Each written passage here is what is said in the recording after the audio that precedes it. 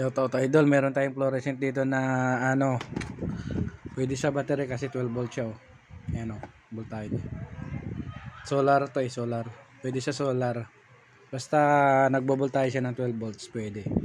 Ngayon meron tayong adapter na ganito, 12 volts din to. Ayan oh. Ang output niya 12 volts. Yung red yung positive, negative yung itim.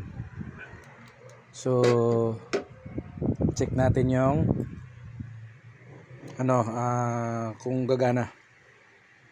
Ayan o, ilagay natin sa positive, pula.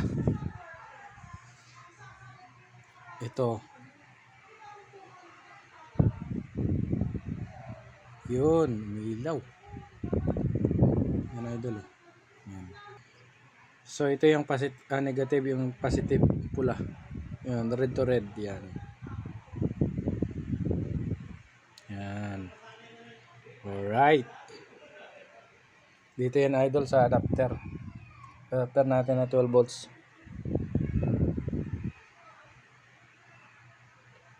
Okay, gumagana.